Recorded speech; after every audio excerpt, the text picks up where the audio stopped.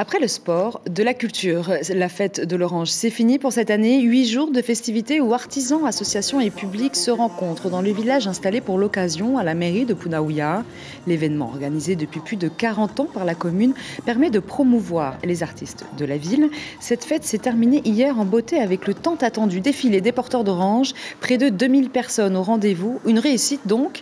Saint-Pissolissant, maire de Punaouia, est avec nous en plateau ce soir. Yaorana Tavana. Yaorana Sylviane, et puis adresser aussi le bonsoir à tous nos Polynésiens qui nous suivent ce soir. Merci beaucoup d'être avec nous. Alors, c'était un succès cette édition, un succès inattendu ou pas ? Un succès inattendu, peut-être on ne l'espérait pas jusqu'à ce point-là, puisqu'on a décalé la fête de 3 semaines pour tenir compte de la demande de l'association des porteurs d'orange. Mais finalement, la population était au rendez-vous, ils sont venus en nombre. Donc, je suis content donc, de l'attachement que retient encore la population envers ces festivités de l'orange et surtout l'emblème, qui est l'emblème de la commune. Quel bilan, du coup, vous tirez de cette édition ? Donc, au bilan, déjà, donc, ce point positif. Mais selon donc l'approche un petit peu de nos porteurs d'orange, on remarque quand même qu'il y a une baisse de la production. Là, on l'a bien noté depuis 2-3 ans. Quand on compare à 2019, on va dire au moins divisé par 3. Malgré donc, le Rahoui qui a été mis en place. Oui, tout à fait. Donc le Rahoui, l'effet va porter dans le temps, en ce sens qu'il y a 2 actions majeures qui ont été menées donc sur les plateaux. La première action, c'est le nettoyage, le fait de dégager les anciens pieds qui sont complètement étouffés par des espèces plus envahissantes que sont les lianes ou alors les pis-pis qui prennent tout le soleil. Donc le travail qui a été fait à l'époque a donné donc des effets. Mais à côté de cela, il faut régénérer donc ces vieux pieds qui tendent à mourir, bien sûr. Et donc l'association que je dois remercier m'a mené donc avec l'aide de la commune, mais aussi des industriels qui ont financé l'opération, ainsi que l'Europe, à régénérer, à mener des actions, à permettre de reproduire des pieds grâce à des graines, de la greffe ou alors des marcottes, de manière à pouvoir les replanter à partir de cette année lorsque les pieds ont atteint une certaine maturité.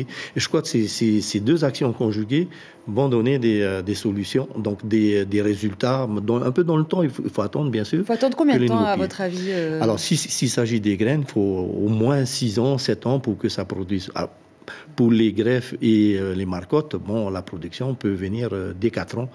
Donc il faut un peu de temps dans tout ça, mais il faut surtout de la continuité dans les actions.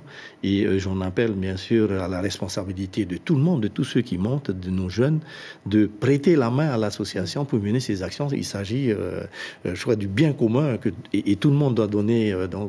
Mettre la main à la pâte. Mettre la main à la pâte. Alors, dernière petite question, ça va concerner plutôt le rond-point. Demain matin, vous avez rendez-vous à 7h avec le ministre Jordi Chan, au rond-point donc de l'ex-Méridien, qui est un rond-point où, on le sait, il y a beaucoup de circulation, malheureusement, notamment tout au long de l'année, lors de la rentrée scolaire. Et alors, vous y allez demain. Ça a déjà été modifié, la circulation a déjà été modifiée. Quel retour vous avez eu, vous, des usagers, si vous en avez déjà eu ?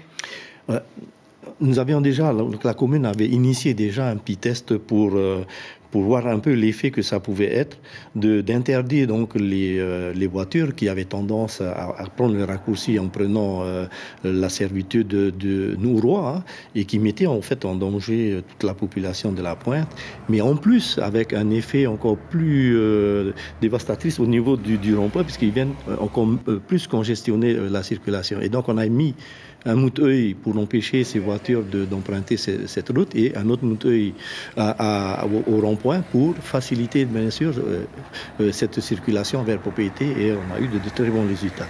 Compte tenu de ce test, donc je remercie le ministre des Grands Travaux et des Équipements avec qui nous avons discuter pour mettre en place justement ce dispositif, allant dans ce sens, mais en mettant des panneaux pour interdire les gens d'emprunter la route, mais en modifiant au niveau du rond-point.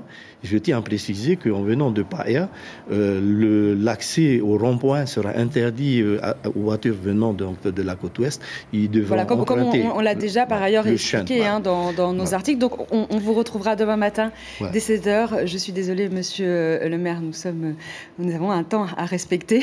Merci beaucoup d'avoir été avec nous en plateau. Je rappelle donc que vous êtes le Tavana de Punauia. Maruru. L'information en continu sur Polynésie la première, Internet et réseaux sociaux.